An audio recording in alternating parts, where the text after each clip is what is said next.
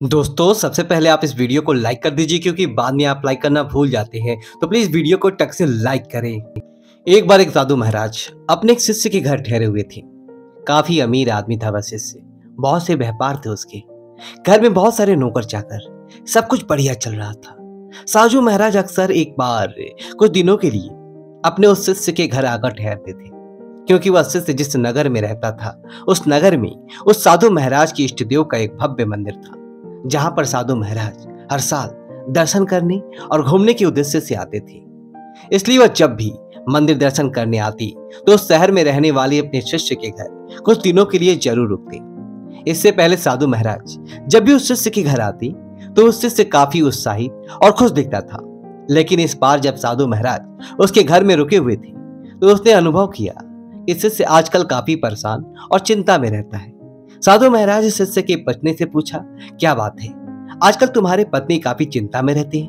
पत्नी ने कहा, हाँ, वह आजकल चिंता में रहती है क्योंकि उन्हें व्यापार में 5 लाख का फायदा हुआ। साधु महाराज कहा, इसमें चिंता की क्या बात है, ये तो खुशी की बात है भाई, 5 लाख का फायदा ही तो हुआ है, नुकसान थोड़ी ना हुआ है। यह सुन पत्नी मुस्कुराई और बोली, हाँ, लेकिन अगर आप उनसे उनकी चिंता का कारण पूछेंगे तो वह कहेंगे कि मैं इसलिए उदास हूं क्योंकि मुझे व्यापार में 5 लाख का नुकसान हुआ है। यह सुन साधु महाराज आश्चर्य में पड़ गए। उन्होंने कहा, यह क्या बात हुई, तुम तो पहेलियां बुझा रही हो। अभी कह रही थी कि 5 लाख का फायदा हुआ है, फिर कह रही हो कि 5 लाख का घाटा हुआ है। शिष्य की पत्नी ने हंसते हुए कहा, हाँ महाराज, मैं एकदम ठीक ही कह रही हूँ, मेरे पत्नी को एक साथ फायदा और नुकसान दोनों हुए हैं। साधु ने कहा, यह कैसे हो सकता है? पत्नी ने कहा, मेरे पति को 5 लाख का नुकसान हुआ है क्योंकि उन्हें उम्मीद थी कि व्यापार से उन्हें 10 लाख का फायदा होगा, लेकिन उसे 5 लाख का ही फायदा हुआ है। इसलिए वह आजकल ये सोचकर उदास रहते हैं कि उसे 5 लाख का नुकसान हो गया है। साधु महाराज को यह बात कुछ अजीब सी लगी। लेकिन जब शाम को ऐसी से साधु महाराज के पास बैठा हुआ था तो महाराज ने उससे उसकी चिंता का कारण पूछा। तो उसने कहा, ये क्या बताओ गुरुजी, मुझे 5 लाख का नुकसान हो गया है। व्यापार में 10 लाख के फायदे की उम्मीद थी, लेकिन फायदा सिर्फ 5 लाख का ही हुआ।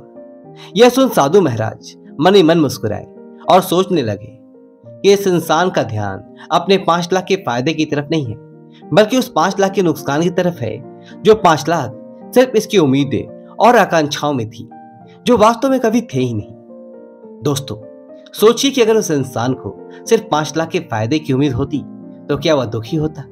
और अगर उसे सिर्फ 2 लाख के फायदे की उम्मीद होती और उसे 5 लाख का फायदा हो जाता तो वह तो खुशी के मारे झूम उठता। एक बात यह साफ साफ होती है कि इंसान के दुख का कारण उसकी उम्मीद ही है, उसकी आकांक्षाएं हैं। इंसान बहुत बड़ी बड़ी उम्मीदें और आकांक्षाएं मन में पाल लेता है, और जब वह उम्मीदें और आकांक्षाएं पूरी नहीं होती तो इंसान दुखी हो जाता है। ध्यान रहे कि जितनी बड़ी अपेक्षाएं होगी उतना ही ज्यादा असंतोष पैदा होगा। अपेक्षा कम तो असंतोष भी कम, अपेक्षाएं सोनी तो असंतोष भी सोनी। आइए इस पर सदन में एक दूसरी कहानी सुनते हैं। सुकरात एक बहुत बड़े दार्शनिक और ज्ञानी व्यक्ति थे। अक्सर दूर दूर से अपनी बहुत सारी समस्याएं लेकर सुकरात के पास आया करते थे। ऐसे एक दिन सुकरात सुबह सुबह अपने घर के बाहर बैठे हुए थे, तभी कुछ लोग उनके पास अपने कुछ प्रश्नों के उत्तर पूछने आए। सुकरात ने सभी को बैठने के लिए कहा और अपने पत्नी को उन सबके लिए चाय बना लाने के लिए आवाज दी। इसके बाद सुकरात उन सबके साथ बातचीत करने में मग्न हो गए। कुछ देर बाद पत्नी चाय बनाकर ली। पति ने पीछे से सुकरात को चाय ले जाने के लिए आवाज लगाई, लेकिन सुकरात नहीं सुने। पति 2 बार 3 बार और बार आवाज लगाई, लेकिन सुकरात बातचीत में मग्न थे।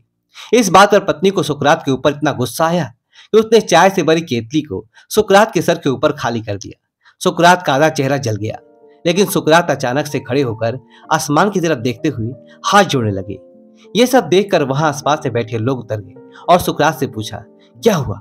सुकरात ने कहा, कुछ नहीं, आधा चेहरा जलने से बच गया, इसलिए भगवान का शुक्रिया अदा कर रहा हूं। पूरा भी जल सकता था, लेकिन उसने बचा लिया। यहां सुकरात का ध्यान अपने आधे बचे हुए चेहरे पर। इसी को बोलते हैं सकारात्मक सोच, पॉजिटिव थिंकिंग। और जो भी आपके पास है, ये जो भी कुछ बचा हुआ है, उसके लिए शुक्रिया अदा करें, क्योंकि हो सकता था ये भी चला जाता। यहां सुकरात उस पहले कहानी वाले व्यक्ति से बिल्कुल अलग है, जहां एक और व्यक्ति उस बात को लेकर दुखी था जो उसके पास नहीं था, जो केवल उसके विचारों में था, उसकी उम्मीदों में था। वही दूसरी ओर सुकरात उस आधे चेहरे के लिए खुश है और भगवान को शुक्रिया अदा कर रहे हैं जो जलने से बच गया। जो इंसान सपनों में नहीं बल्कि अर्थात में जीता है वह कभी दुखी नहीं रह सकता। साथ ही ऐसा इंसान जो हर खराब परिस्थिति में भी अच्छाई ढूंढ ले और हर छोटी चीज के लिए भगवान का धन्यवाद करे, उसे ज्यादा संतुष्ट इंसान इस दुनिया में दूसरा कोई हो ही नहीं सकता। हर महान इंसान में इस बात पर जोर दिया है कि ग्रेटिट्यूड इन पॉजिटिव थिंकिंग तो ऐसी चीज है जो अगर कोई अपने अंदर धारण कर ले ये उसकी पूरी जिंदगी बना सकती है। एटीट्यूड यदि आभार व्यक्त करने में बड़ी ताकत है। यह इंसान को अगर से शांति देती है। आप हर सुबह उठकर बस एक काम करें, रोज सुबह उठें और उठते ही भगवान को हर चीज के लिए धन्यवाद करें जो आपके पास है, जैसे कि आपकी नौकरी, आपका घर, आपकी अच्छी कार, आपकी बीवी, अच्छे बच्चे, अच्छे दोस्त, सही वातावरण, जो कोई भी आपके पास है उसके लिए भगवान को शुक्रिया अदा करें। क्योंकि इस दुनिया में ऐसे करोड़ों लोग हैं जिनके पास ये सब नहीं है, ये उनके लिए एक सपने जैसी बात है। तो भगवान का शुक्रिया अदा करें कि आप उन करोड़ों लोगों में रहते हैं। बुरी से बुरी परिस्थिति में खुद के लिए पॉजिटिव थिंकिंग निकालें और जो कुछ भी आपके पास है उसमें खुश रहना। ये दो आदतें जिस इंसान के अंदर है वो उसे कोई दुखी नहीं कर सकता। आइए कहानी में आगे बढ़ते हैं। जुनैद नाम का एक फकीर अक्सर एक रास्ते से गुजरा करता था। एक दिन उसी रास्ते पर एक पत्थर से उसका पैर टकरा गया।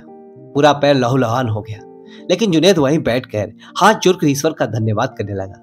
कुछ मित्र भी जुनैद के साथ थे। यह देखकर वह चौंके और कहा, जुनैद तुम पागल हो गए हो क्या? हमने आज तक ऐसा इंसान नहीं देखा जो चोट लगने के बाद भगवान का धन्यवाद करे। जुनैद ने कहा, पत्थर की ठोकर से गिरकर मेरे सर भी फूट सकता था, जान भी जा सकती थी।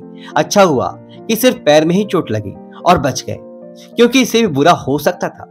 अब जुनैद जैसे इंसान अगर फांसी भी लगा दी जाए तभी वह भगवान का शुक्रिया अदा करेंगे, क्योंकि फांसी से भी ज्यादा दर्दनाक मौतें इस दुनिया में है। धन्यवाद का भाव तो केवल उसी व्यक्ति में हो सकता है जिसकी कोई उपेक्षा नहीं है, जो सिर्फ अपना कर्म करता है बिना किसी उपेक्षा के। फिर ऐसे व्यक्ति को जो कुछ भी मिलता है वह उसके लिए धन्यवाद अदा करता है और खुश रहता है। धन्यवाद अदा करने में एक अलग ही शक्ति है। आप अगले 1 महीने तक रोज आपके पास जो कुछ भी है उसके लिए ईश्वर का धन्यवाद करें।